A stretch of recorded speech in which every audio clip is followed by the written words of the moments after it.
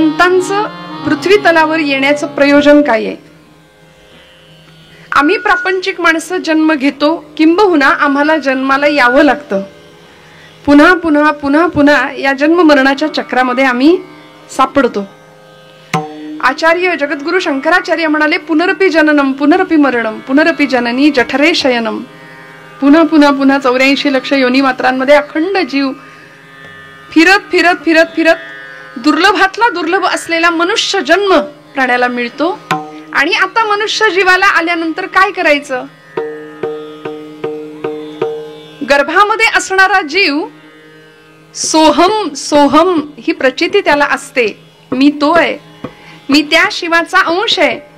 पण तोच जीव या सृष्टीत त्यांनी पहिलं पाऊल ठेवल्यानंतर मात्र कोहम कोहम, मी कोण मी कोण मी कोण असं करायला सुरुवात करतो.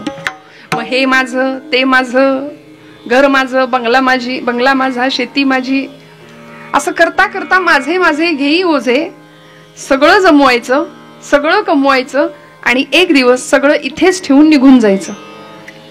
ही मनुष्य जीवनाची वास्तविकता आहे. आणि या पलीकडे जाऊन इथे आल्यानंतर कमवायचं काय, मिळवायचं काय, याची खरी उत्तरं संतांनी आम्हाला दिली, सत्पुरुषांनी आम्हाला दिली, महापुरुषांनी आम्हाला दिली. म्हणून प्रत्येक महापुरुषाचं जीवन, लौकिक किंवा लोकोत्तर महापुरुषांची चरित्र आणि संतांचे चरित्र आणि तुमचं माझं जीवन याच्यामध्ये खूप तफावत आढळते. एखादं विभूतिमत्व जन्माला येतं, उच्च कुळामध्ये असू दे किंवा कुठल्याही कुळामध्ये असू दे, जन्म झाल्यानंतर आपल्या आईवडिलांच्या संस्कारांच्या मुशीतून असं काही झळाळून त्याचं जीवन निघतं की त्याचं जीवन जगाला लाभदायक ठरतं, जगासाठी प्रेरणादायक ठरतं.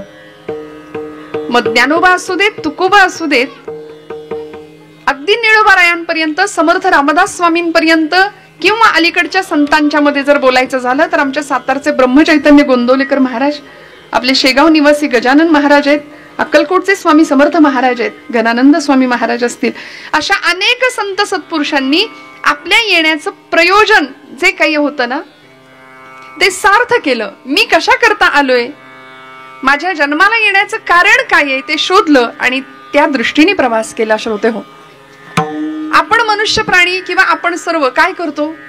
आपण कधी विचार केलाय का मी का आलोय, मी कोण आहे, मला इथे येण्याचं कारण नेमकं काय आहे, मी अमुकच गावात, अमुकच समाजात, अमुकच तालुक्यात, अमुकच घरात, अमुकच आई वडिलांच्या पोटी मी जन्माला का आलो किंवा आले, असा कधी आपण सिरियसली आणि गांभीर्याने विचार करत नाही.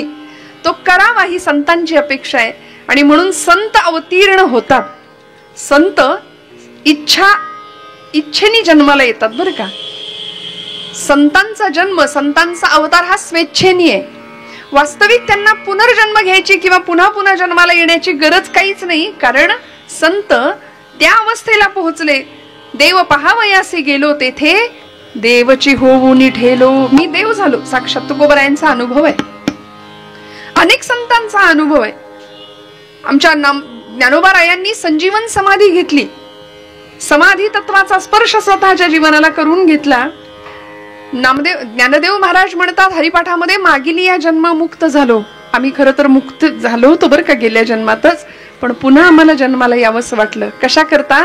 बुडते हे जन न देखावे डोळा, येतो कळवळा म्हणून या. बघा तुम्ही, म्हणून आज आम्ही संतांच्या महाराष्ट्रात आहे. भाग्यवान आहोत आम्ही, भारतासारख्या पवित्रतम देशामध्ये जन्माला आलोय. प्रत्येकाने आपल्या भाग्याचा थोडा विचार करूया. आपल्याकडे काय आहे?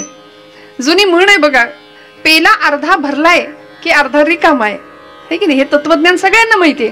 आपण काय बघतो? अर्धा ग्लास, अर्धा पेला रिकामा आहे. पण कधीतरी आपली श्रीमंती लक्षात घेऊया. अरे, भारतासारख्या उच्चतम देशामध्ये माझा जन्म झाला, त्यातल्या त्यात संतांच्या वीरांच्या पदस्पर्शांनी पुनीत असलेल्या महाराष्ट्रासारख्या भूमीमध्ये भगवंतांनी मला जन्माला घातलं. उत्तम अशा आईवडिलांच्या पोटी जन्माला घातलं. उत्तम प्रपंच, उत्तम घर, उत्तम संसार, उत्तम देह दिला, आरोग्य संपन्न शरीर दिलं. अजून काही द्यावं? एका अवयवात बिघाड झाला तरी सुद्धा आपण सगळे जाणता, मी काही इथे उपदेश करायला आपल्याला आले नाही, पण एका अवयवात बिघाड झाला तरी सुद्धा डॉक्टरकडे गेल्यानंतर नुसती दाढ काढायची तरी किती खर्च आहे हे आपल्याला सगळ्यांना माहिती आहे. गुडघ्याची शस्त्रक्रिया असू दे, हृदयाची शस्त्रक्रिया असू दे, किती खर्च आहे प्रत्येकाला माहिती आहे.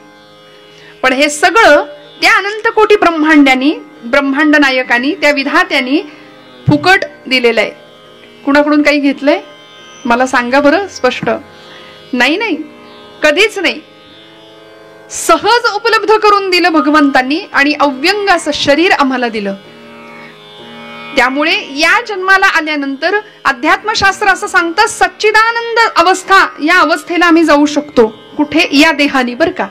बाकी कुठल्याही देहामध्ये ती सोय नाहीये. पशुदेही नाही गती, समर्थ रामदास स्वामी दासबोधात म्हणतात, ऐसे सर्वत्र सांगती या नरदेहीच प्राप्ती परलोकाची. म्हणून ज्ञानदेव जन्माला येतात ते विठ्ठलपंत आणि आई रुक्मिणीच्या पोटी. कुठेही जन्म नाही घेणार नामदेव महाराज. नामदेव जन्माला येतात ते दामा शेट्टी आणि आई गुणाई मातेच्याच पोटी. तुकोबा जन्म घेतात बोल्होबा आणि आई कनकाईच्याच पोटी. हिंदवी स्वराज्य संस्थापक छत्रपती शिवप्रभू जन्माला येतात शहाजी राजांच्या आणि जिजाऊ मातेच्याच पोटी. प्रतिभावंतांच्या जन्माला येण्याच्या जागा सुद्धा निश्चित आहेत श्रोते हो. जन्म कुठे घ्यायचा हे प्रत्येकाने, महापुरुषांनी, संतांनी हेरलेलं होतं. आई जिजाऊंची ती तयारी होती म्हणून अलौकिक महापुरुष तिथे जन्माला आले. ज्ञानोबांनी जीवनाचं ध्येय ठरवून टाकलं. अर्थात ते महाविष्णूचा अवतार होते. देवते संत निमित्त त्या प्रतिमा, असं तुकोबराय सांगतात बरं. साक्षात देवालाच संत रूपाने अवतीर्ण व्हावं लागलं म्हणून संत अमुक एका जातीत जन्माला आले का? प्रत्येक कुळात, प्रत्येक जातीत संतांनी अवतार घेतलेत. पण आम्ही नतद्रष्ट माणसं, मला माफ करा, आम्ही भगवंताची भक्ती करतो पण प्रत्येक समाजाने, प्रत्येक जातीने संतांना सुद्धा वाटून घेतलं की नाही. ज्ञानोबा अमुक एका जातीचे, तुकोबराय अमुक एका जातीचे, समर्थ अमुक एका जातीचे, छत्रपती शिवप्रभू अमुक एका जातीचे, म्हणून संतांना सुद्धा समाजाने वाटलं. आणि आज आम्ही धर्माच्या नावाखाली पुन्हा जातीपातीची राजकारण करायला लागलो. त्यामुळे आमचा धर्म पुन्हा धोक्यात आला. तिकडे अयोध्येमध्ये रामप्रभू सिंहासनावर प्रतिष्ठित झाले. रामो विग्रहवान धर्म, असं वसिष्ठ मुनी म्हणायचे की राम म्हणजे साक्षात धर्माची मूर्ती आहे. आणि असा धर्म साक्षात सिंहासनावर असूनही आम्ही मात्र हिंदू धर्मीय लोक पुन्हा जातीपातीची राजकारण करून हे आमचे, ते आमचे, ते आमचे, गोरोबा काका अमुक एका जातीचे, सावतोबा अमुक एका जातीचे, असं करायला लागलो. संतांना जर आम्ही जातीत वाटलं ना तर आम्ही मातीत जाणार एवढं निश्चित. कशा करता? मला माहिती आहे आपल्याला वारकरी कीर्तनामुळे विठ्ठल विठ्ठलाचा जय जयकार ऐकायची सवय आहे. इतकं शांत प्रवचनासारखं कीर्तन, पण आता पर्याय नाही, यालाच नारदीय कीर्तन असं म्हणतात. पूर्वरंग आणि उत्तर रंग. पूर्वरंगामध्ये निरूपण करेन मी, अभंग सोडवायचा प्रयत्न करेन आणि उत्तर रंगात कथा सांगेन. कारण वारकरी मंडळी जी आहेत, मला थोडंसं काय आहे, आता 20-25 वर्ष कीर्तन करून थोडंसं चेहरे अगदी 1% वाचता येतात श्रोत्यांचे, असं वाटतंय दत्तगुरूंच्या कृपेने. त्यामुळे आपण जर वारकरी कीर्तन नेहमी ऐकत असाल, अर्थात मी वारकरी कीर्तन सुद्धा करते, पण दादांची इच्छा होती म्हणून नारदीय कीर्तन आपण इथे आयोजित केलंय. त्यामुळे संतांचा अवतार, संतांचं जन्मकार्य, म्हणून तर ज्ञानोबांचं ध्येय ठरलेलं होतं. 21व्या वर्षी समाधी तत्वाचा स्पर्श केला. पंढरपूरला आले त्यावेळी नामदेव महाराजांना सांगावं, नामया, अरे पंढरपुरातच फक्त देव आहे का रे? नामदेव महाराजांची भक्ती अशीच होती बरं का. नामदेव महाराज म्हणायचे, देव फक्त पंढरपुरातच आहे, देव फक्त विटेवरच आहे, तो फक्त माझ्याशीच बोलतो, माझ्यासोबत जेवतो, माझ्या कीर्तनात नाचतो. तेवढंच त्यांना माहिती होतं, दुसरं जग काहीच माहिती नव्हतं. म्हणून फक्त विटेवरच्या पांडुरंगाशी नामदेव महाराज बोलायचे. पण ज्ञानोबांनी सांगावं अधिकारवाणीनी, नामया, अरे वेड्या, शिंप्याच्या जातकुळीत जन्माला आलास, जगाला कळू दे, नामदेव नावाचा शिंपी हा फक्त कपडे शिवणारा शिंपी नाहीये, अवघा देश आणि अवघा प्रांत शिवायला निघालाय प्रेमाच्या धाग्यानी आणि भक्तीच्या सुईनी. अवघा प्रांत नामदेव महाराजांनी पुढच्या काळात जोडला, पडले बाहेर. आणि सगळ्यात मोठं आयुष्य लाभलेले हे संत आहेत बरं, ज्यांचा अभंग आज आपण निरूपणाला घेतलाय. संत श्रेष्ठ नामदेव महाराज विठुरायाचे प्रेम भांडारी होते, लाडका भक्त होता, हट्टी भक्त होता. इतका हट्ट करायचं की पांडुरंगाला नाचायला लावायचे कीर्तनात, पांडुरंगाला जेवायला लावायचे. आम्ही करू का हो हट्ट देवाजवळ? छे, आमचा अधिकारही नाही आणि आमच्याकरता देव येणारही नाही, हे आम्हाला ठाऊक आहे. का बरं? कारण नैवेद्य भगवंतापुढे ठेवल्यानंतर, पाणी फिरवल्यानंतर केव्हा एकदा काढून घेतो याची घाई आपल्याला झालेली असते. आणि घरी सांगितलं जातं, ओ ते नैवेद्याचं ताट तेवढं तुम्ही घ्या. म्हणजे आधीच लेबल लावलंय, देवाला द्यायच्या आधी लेबल त्याच्यावर लावलेलंच आहे. मग मला सांगा, असं लेबल लावलेलं नैवेद्याचं ताट देव कसा स्वीकारेल? सूक्ष्म रूपाने दर्शनशास्त्र सांगतं, भगवंत येतो आणि सूक्ष्म रूपाने त्याचा सुगंध घेऊन जातो जेवणाचा. म्हणजे तो नैवेद्य झाला, पुन्हा प्रसाद झाला. नामदेव महाराज भगवंतासाठी रडतात म्हणून भगवंत येतो. तुम्ही आम्ही रडत नाही. ते भगवंताशी भांडतात. भक्त कैवार्या होशी नारायणा, बोलता वचना काय लाज. तुला लाज वाटत नाही का रे मायाशी बोलायला? तुला लाज वाटते का? असं बोलायचं नामदेव महाराज. जनाबाई म्हणायची, अरे अरे विट्या, मुळ मायेच्या कारट्या. असं भांडण संतांनी करावं, त्यांचा अधिकार होता तो.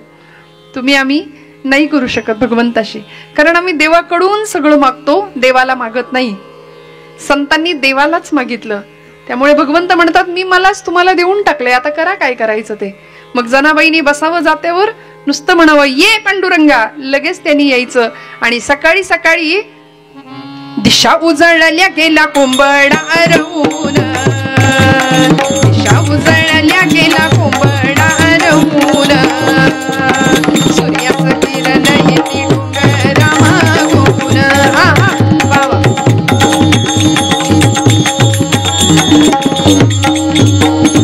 जनाई बैसली जात्यावरी दळायाला, जनाई बैसली जात्यावरी दळायाला, पांडुरंग सखाई तिच्या गमदतीला, पांडुरंग सखाई तिच्या गमदतीला.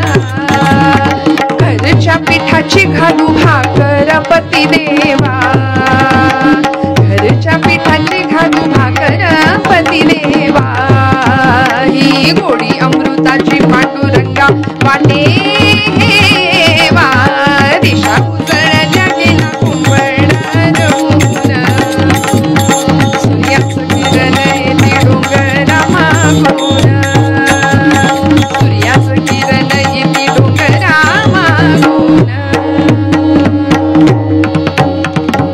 नुसतं म्हणावं, पांडुरंगा ये, जात्याच्या खुंट्याला हात लावावा आणि तिकडून पांडुरंगाने धावत यावं. एक पाय इकडे पसरावा, जनाबाईनं दुसरा पाय. आमच्यासाठी आलाय का महिला मंडळ? जनाबाईंचा पुरुषार्थ होता अध्यात्म क्षेत्रातला. अशा होत्या की देवळातला देव स्वयंपाक घरात आणला आणि बसावं पांडुरंगाने. आजच्या पिढीला या गोष्टी खोट्या वाटतात. अरे असं कुठं शक्य होतं का? पण होतो. त्याकरताच संतांचा अवतार होता. आणि म्हणून ज्ञानदेव काय, नामदेव काय, आमच्या स्त्री संत मालिकेतल्या जनाबाई काय, मुक्ताबाई काय, कान्होपत्रा काय, सखुबाई काय, अलीकडच्या अनेक संत मंडळीमधील प्रत्येक संत सत्पुरुषाचं येणं हे तुमच्या माझ्या उद्धारा करताय. बुडते हे जन न देखवे डोळा, जगाच्या कल्याणा संतांच्या विभूती देह कष्टविती पर उपकारे. पुन्हा पुन्हा पुन्हा पुन्हा जन्म घेतला तो तुमच्या माझ्या करता. कारण जो आनंद आपल्याला मिळाला तो जगाला द्यावा असं वाटतात ते फक्त संतच असतात बरं का. आपलं असं असतं का? आपल्याला जे सुख मिळाले ते शेजारच्याला मिळता कामा नाहीये. एक जण गेला डॉक्टरांकडे. डॉक्टरांना म्हणला, डॉक्टर खूप पोटात दुखतंय माझ्या. म्हणले कधीपासून दुखतंय? काही खाण्यात आलं का? आता सीझन बदललाय, काही नाही का, वातावरण बदललंय, काही बिघड झालाय का, काही पोटात काही खाणं कुपथ्य झालंय का? नाही म्हणाला, तसलं काही नाही. मग पोटात कधीपासून दुखतंय? नेमकं आठवत नाही म्हणाला. पण शेजारच्या बंगल्यावर स्लॅब पडलाय तेव्हापासून जास्त दुखतंय म्हणले पोटात. आम्ही आमच्या दुःखापायी दुःख नाही, आमचं दुःख आमच्या पाचवीलाच पुजलंय. किसी ने कहा है लोग अपने दुखों से उतना परेशान नहीं है जितना कि दूसरों के सुखों को देखकर परेशान है. दुसऱ्यांचं सुख आम्हाला बघवत नाही, पण संत माऊली, संत सत्पुरुष एकमेव असे आहेत की जे जगाच्या कल्याणाकरता चाले, शाश्वत कल्याण दंडवत घालून सांगतात की बाबा रे चित्त शुद्धी करा, स्वतःचं कल्याण साधून घ्या. ब्रह्ममूर्ती संत जगी अवतरले, उद्धरावया आले दीनजना. मग ज्यांचा जन्म जगाच्या कल्याणा करताय त्या संतांना जगाने काय दिलं? काय दिलं? कुठल्याही संताचं चरित्र बघा तुम्ही, कुठल्याही सत्पुरुषाचं, महापुरुषांचं चरित्र बघा. जगाने सुरुवातीच्या काळामध्ये फक्त विटंबना, फक्त हालापेष्टा, फक्त निंदा, छळ. रस्त्याने जावं. मग अनेक संतांची आपण चरित्र बघा आजपर्यंत. जे आपण गजानन महाराजांची उपासना करता, महाराजांच्या पोथीचं पारायण सुद्धा इथं काही दिवसांपूर्वी झालेलं आहे. कुठल्याही संतांचं चरित्र बघा, ज्ञानोबांच्या बाबतीत बघा, तुकोबांच्या बाबतीत बघा. महाराज असे निघाले की लोक म्हणायचे बघा बघा येडा तुक्या चालला म्हणून. महाराज म्हणायचे हो आम्ही आहोत वेडे, जगाने आम्हाला वेड्यात काढलं, आम्हाला घेणं देणं नाही. घरची आमची आवली सुद्धा आम्हाला वेड्यात काढते. खरं तर सगळ्यांचा तोच अनुभव असतो बरं का या वर्गाचा. कमी आहे संख्या, खरं सांगा असतो की नाही? हो म्हणा, माना तरी हलवा निदान. बघा काही माना हलतायत कॉन्फिडेंटली. हो आमचा घरातला हाच अनुभव आहे, तुम्हाला काही कळत नाही गप्प बसा. नाही हो, हे गमतीपुरतं घ्या बरं का. जुन्या माता भगिनी आहेत माझ्या समोर. मी काय त्यांनी जसे प्रपंच केलेत खरं मावशांनी आजींनी, ते आपल्याला नाही जमणार. इतकी तडजोड पैला पै गाठी मारून सगळ्यांची मनं धरून काय सुंदर पद्धतीने या मंडळींनी प्रपंच फुलवावेत. नवीन पिढीने खरं तर आदर्श घ्यावेत. आता सगळी आयटीची भाषा आहे, आयटीतच आहेत सगळे. मला कुठल्या क्षेत्राला नावं नाही ठेवायची, पण पैसा पैसा करता करता आपण माणूस नाही ना दुरावत आहे याचा विचार प्रत्येकाने आपापल्या पातळीवर करणं फार गरजेचं आहे. माणसाला माणूस जोडणं, स्नेह, आपुलकी, प्रेम, आदर या गोष्टी दुरावत चालल्यात, दुर्मिळ होत चालल्यात. आणि याकरता हा धर्ममंडप असतो बरं का. याकरता पुन्हा पुन्हा ही कीर्तन असतात, याकरता पुन्हा पुन्हा सगळ्यांनी एकत्र यायचं असतं. आम्ही म्हणतो आमचं कोणा वाचून काही आडत नाही. छे छे, आडत नाही वगैरे काही नाही. माणसाला माणूसच लागतो, पैसा नाही पुरत शेवटपर्यंत. हे संतांनी आम्हाला वारंवार सांगितलंय श्रोते हो, प्रत्येक वेळी येऊन सांगितलंय. काय दिलंय जगाने? फक्त निंदा दिली, फक्त अपमान दिला. माझे ज्ञानोबा आहे 10-12 वर्षाचं वय, असे रस्त्याने निघाले ना की लोकांनी सांगावं अरे संन्याशाच्या कार्ट्या, संन्याशाच्या पोरांनो काय गोडधोड खायची इच्छा होते तुम्हाला? माधुकरी मागण्याकरता फिरावं, कुणीतरी झोळी हिसकावून घ्यावी, पीठ खाली सांडून द्यावं, पिठात रेघोट्या ओढाव्यात, ते पीठ परत भरता येऊ नये अशी व्यवस्था करावी. पण तरी सुद्धा विश्वाचे आर्त माझ्या मनी प्रकाशले, अवघेची झाले देह ब्रह्म, जे खळांची व्यंकटी सांडो, तया सत्कर्मी रती वाढो, भूता परस्परे पडो, मैत्र जीवांचे दुरितांचे तिमिर जावो. हेच मागणं आहे. जगाने त्रास दिला पण जगासाठी काय मागितलं? दुरितांचे तिमिर जावो, विश्व स्वधर्म सूर्य पाव. इतकं अलौकिक दिव्य मागणं. मागणारा तितक्याच ताकदीचा आहे, देणारा तेवढ्याच ताकदीचा होता. तुम्हाला मला जमेल असलं मागणं. आमची जोळी कायम फाटलेली आहे, कितीही द्या आम्हाला कमीच पडतं. प्रपंचातल्या गोष्टी आम्ही मागून मागून मागून देवाला सुद्धा नकोसं करून ठेवलं. पण इतका समाजाने हाल अपेष्टा आणि वेदना देऊन सुद्धा जगाचंच कल्याण चिंतणारे हे संत काय करावं? नामदेव महाराज म्हणतात की त्या ज्ञानोबांसाठी शुद्धीपत्र मागावं, याचना करावी लागली धर्मपीठाकडे. पैठणला जाऊन निवृत्ती, ज्ञानदेव, सोपान आणि मुक्ताबाई चारही भावंड पैठणला उभी आहेत धर्मपीठासमोर आणि सांगतायत आम्हाला शुद्धीपत्र द्या. धर्मपीठाने दिलेल्या निर्णयानुसार आमच्या आई वडिलांनी देहांत प्रायश्चित्त घेतलंय. इंद्रायणीच्या डोहामध्ये रात्रीच्या काळोखामध्ये एका पाठोपाठ एक दोघांनी उड्या टाकून आपलं जीवन संपवलं. आम्ही पोरके झालो. संन्याशाच्या पोरांनी जगायचं नाही हा न्याय तुम्ही काढलात, पण तुम्ही दिलेलं प्रायश्चित्त आमच्या आई वडिलांनी भोगलं. आता आम्हाला शुद्धीपत्र द्या. या शुद्धीपत्रासाठी आलेली ही चारही भावंड. सर्वाभूती परमात्म तत्व एकच आहे. कोण म्हणतंय? ज्ञानोबा आहे. कुणासमोर? वेदांत पंडित, वेदशास्त्र संपन्न असलेल्या पुरोहित वर्गासमोर, सगळ्यांसमोर ज्ञानोबा आहे. आपल्या मृदू आणि मधाळ वाणीतनं बोलतायत सर्वाभूती परमात्मा तत्व एकच आहे. सगळ्यांच्या मध्ये एकच परमात्मा जर भरून उरलाय तर ही वागणूक, ही उपेक्षा आम्हाला का बरं? असं म्हणावं ज्ञानोबांनी. आणि कुणाच्या तरी डोक्यात हवं, अरे ज्ञान्या तू काय म्हणालास? तुझ्यामध्ये परमात्मा तत्व आहे तसंच सगळ्यांमध्ये आहे. खरं का? मग जर तुझ्यामध्ये परमेश्वर आहे, तुझ्यात परमात्मा तत्व आहे, तर हे बघ तो रेडा निघालाय म्हणाले तिकडून. ज्ञानाच नाव आहे त्याचं. त्या रेड्याच्या मालकाला सांगितलं आण रे, आणि तो रेडा घेऊन तो मालक आलाय. राव उभा इथे म्हणाले, त्याला उभं केलं. तुझ्यात जे आत्मतत्व आहे, तुझ्यात जे परमात्मा तत्व आहे ते याच्यात आहे. ज्ञानोबाराय ठामपणे सांगतायत, हो सर्वभूती आत्मतत्व एक आहे. उपनिषदकार सांगतात, एको देवः सर्वभूतेषु गूढः सर्वव्यापी सर्वभूतांतरात्मा ईश्वर सर्वभूतानां हृदयेषु तिष्ठति. गोपालकृष्ण गीतेमध्ये सांगतात. हे सगळं ज्ञानोबा बोलतायत. आणि कुणीतरी सांगावं, ज्ञाना तुला जे येतं ते हा रेडा बोलू शकेल? ज्ञानोबांनी हळूच आपल्या गुरुदेवांकडे म्हणजे निवृत्तीनाथांकडे बघितलं आणि निवृत्तीनाथांनी नजरेने सांगितलं, ज्ञाना आता थांबू नकोस. आता लोकांना चमत्काराशिवाय नमस्कार कळतच नाही. संतांना चमत्काराची हौस नव्हती बरं. आज आमच्यासारखी करंटी माणसं समाजामध्ये बरीच आहेत. ती म्हणतात ज्ञानोबांनी भिंत चालवली, रेडामुखी वेद बोलवले, वैकुंठाहून विमान आलं. छेचे असं कुठं असतं? ज्यांची कमी असते ना बुद्धीची कक्षा, भावनेची पातळी, ती मंडळी असा विचार करतात. पण मला असं वाटतं आपण भावसंपन्न माणसं आहोत, संवेदनशील माणसं आहोत. आपल्या या गोष्टींवर विश्वास ठेवण्या न ठेवण्याचा प्रयत्न नाहीच. तुकोबाराय वैकुंठाला गेले हे त्रिकालाबाधित सत्य आहे. ज्ञानोबांनी भिंत चालवली, त्रिकालाबाधित सत्य आहे. रेड्यामुखी वेद बोलवले, त्रिकालाबाधित सत्य आहे. म्हणून तर आळेफाट्याला रेड्याची सुद्धा समाधी आहे. हे फक्त महाराष्ट्रात आणि फक्त संतांच्या भूमीतच घडू शकतं. आळेफाट्याला आपल्या सगळ्यांना माहितीये. मग असे ज्ञानोबा निवृत्तीनाथांकडे पाहतात आणि निवृत्तीनाथ सांगतात, ज्ञाना आता थांबू नकोस. रेड्यासमोर जाऊन उभे राहिले, त्याच्या मस्तकावर हात फिरवला. एखाद्या मुलाने आपल्या वडिलांनी आपल्या बाळाच्या मुलाच्या डोक्यावर जसा हात फिरवावा ना तसा हात फिरवला आणि म्हणाले, देवा बोला, बोला. ओम अग्निमिळे पुरोहितम. तो रेडा बोलायला लागला, ओम अग्निमिळे पुरोहितम यज्ञस्य देव ऋत्विजम. तो रेडा बोलतोय आणि हा चमत्कार जसा दिसला सगळ्यांना तसं आपापलं आसन सोडलं. अरे अरे अरे अरे, हा रेडा जर आम्हाला येतं ते शास्त्र बोलायला लागला तर आमचा काय उपयोग? सगळ्यांनी मस्तक टेकली पायावर ज्ञानोबांच्या, मिरवणूक काढली संबंध क्षेत्रामधून. आम्ही तुम्हाला काय शुद्धीपत्र द्यायचं? शुद्धीच्याही तुम्ही पलीकडे आहात ज्ञानोबा.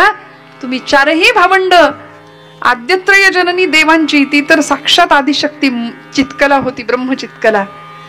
निवृत्तीर भगवान हर सोपाना, ब्रह्मदेवांचा अंश सोपान देव, विष्णूंचा अंश ज्ञानोबाराय आणि साक्षात आदिशक्ती म्हणजे मुक्ताबाई.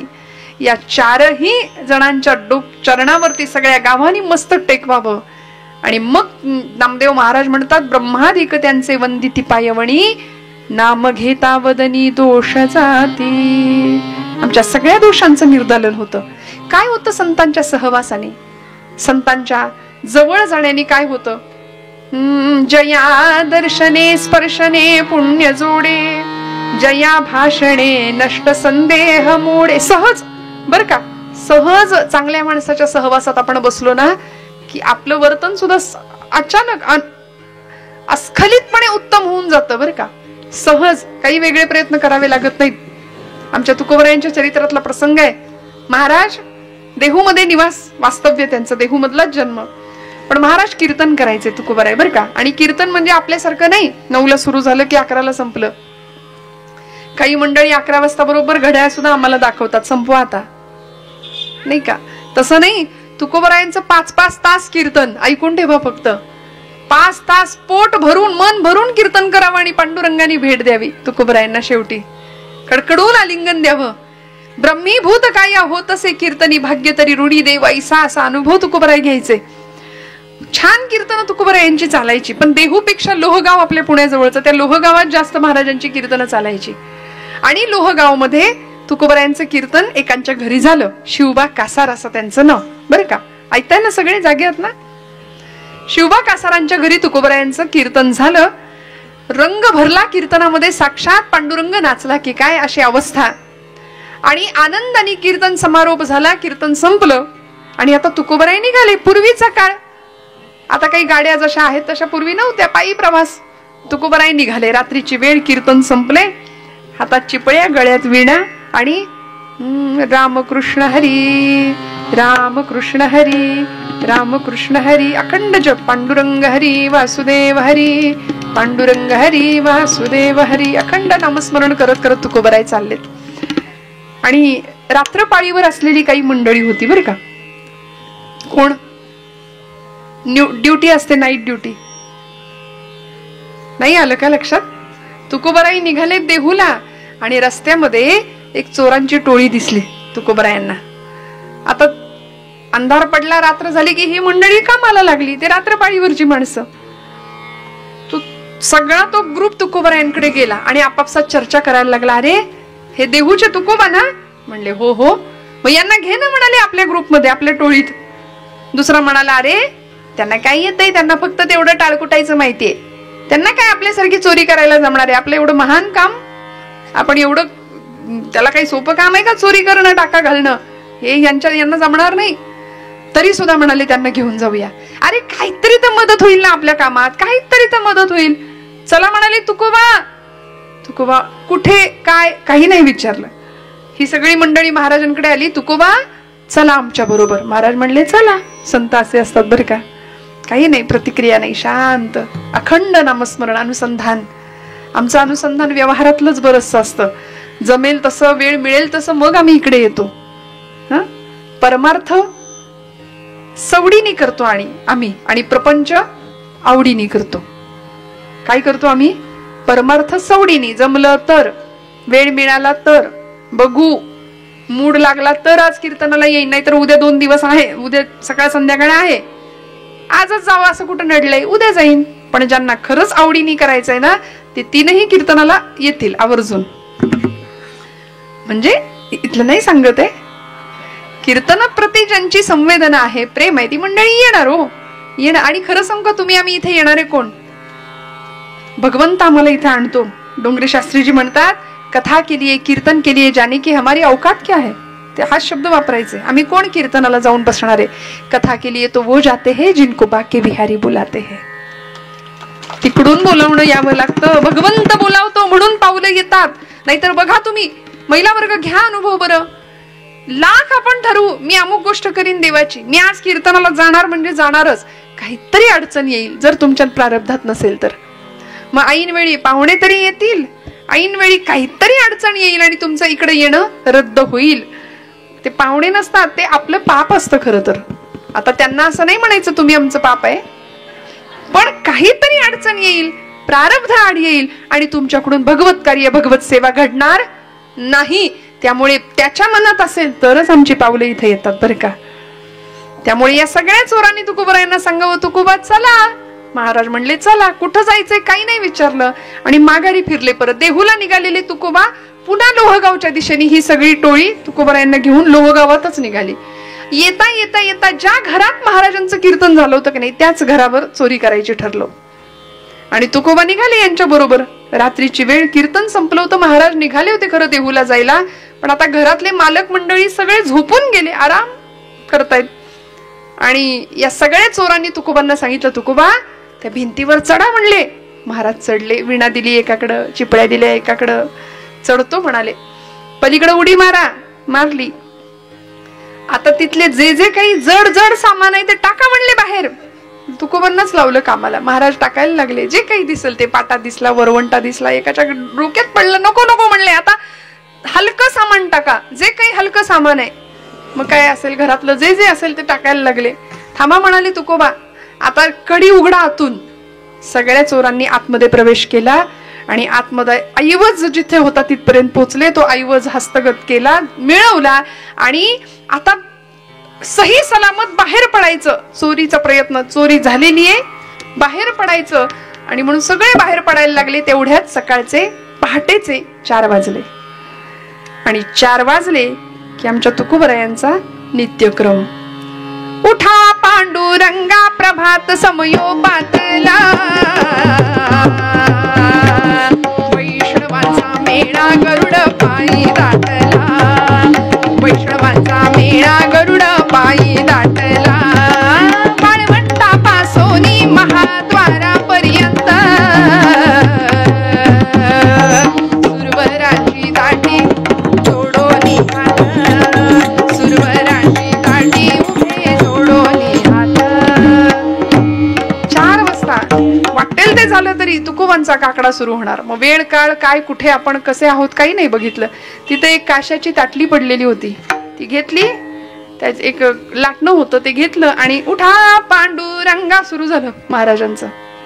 आता काशाची ताटली म्हणजे काशाच्या टाळांसारखीच वाजणार. आणि मग मालक उठायचे राहतील.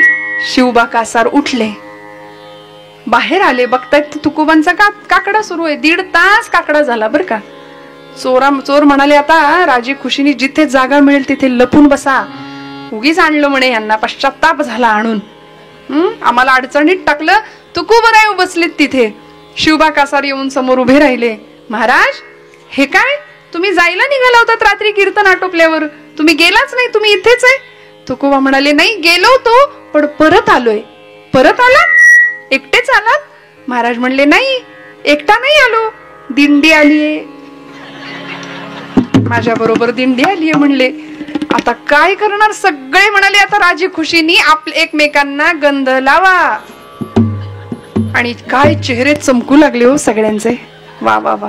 मी सगळ्यांना सांगत असे बरं, पुरुष वर्गाला, माझ्या बंधू वर्गाला सुद्धा, वडीलधारी मंडळी असतात, आपण हिंदू आहोत, कपाळाला कायम गंध लावत जा आज्ञाचक्राच्या ठिकाणी. त्यामागे शास्त्रीय कारण आहे, अध्यात्मशास्त्रीय कारण आहे, सायन्स आहे त्यामागे.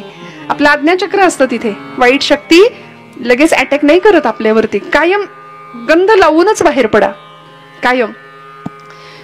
ते चोर होते, एकमेकांना गंध लावून घेतला, टाळ हा गळ्यात घेतले आणि राहिले तुकोबांच्या मागे उभे. हो म्हणले, दिंडी आहे आमची.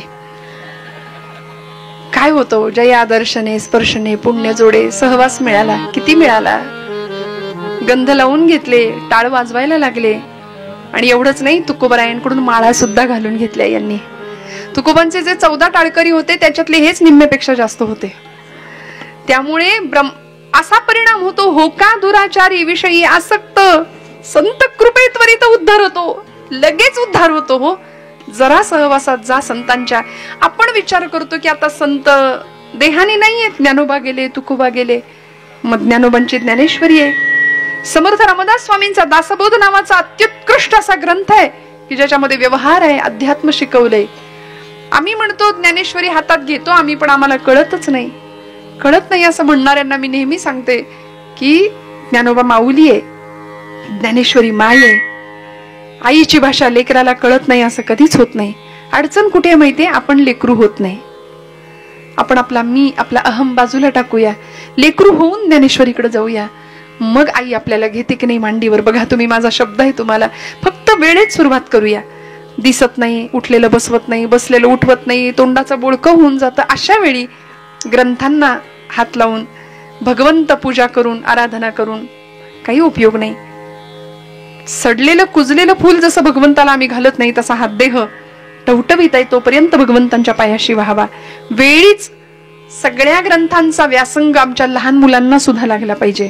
त्यामुळे नामदेव महाराज म्हणतात की असे संत आहेत की ज्यांच्यामुळे आम्ही उद्धरून जातो.